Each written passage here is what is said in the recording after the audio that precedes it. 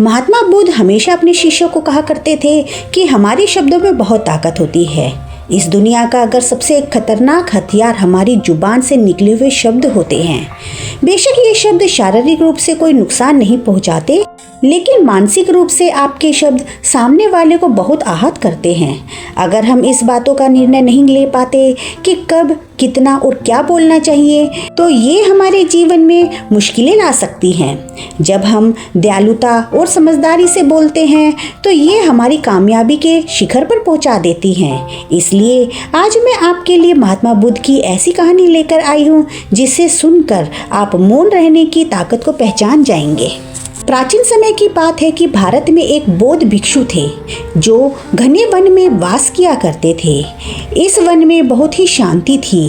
वे दुनिया की चहल पहल से बहुत दूर थे। एक दिन एक राजा उनके पास आया और कहने लगे, गुरुजी, मैं आपके पास अपनी परेशानी लेकर आया हूँ।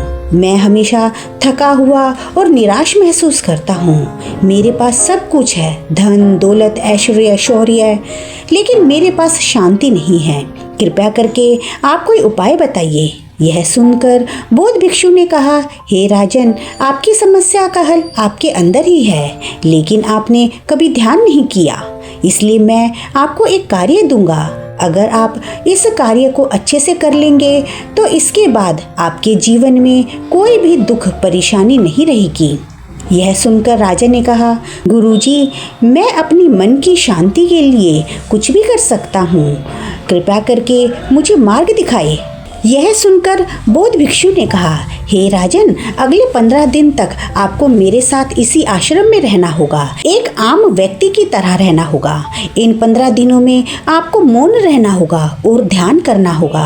राजन उस भिक्षु की बात को मान गए। राजा जब पहली बार ध्यान में बैठे तब उन्हें बात करने की बहुत तलब लगने लगी, लेकिन फिर भी उन्होंने अपने मन को वश में करने की बहुत ही प्रयत्न किया।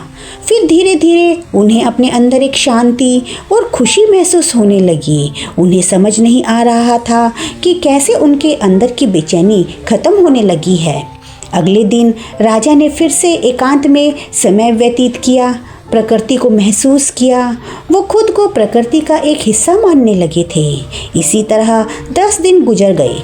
उन्होंने महसूस किया जो अशांति उनके मन में थी वो पूरी तरह से शांति में बदल चुकी थी।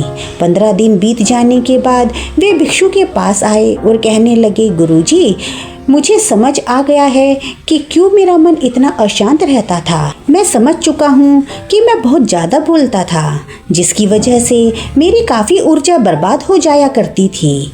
इससे मेरे समय भी बहुत नष्ट होता था और मेरे मन में नकारात्मक बातें भी आ जाया करती थी।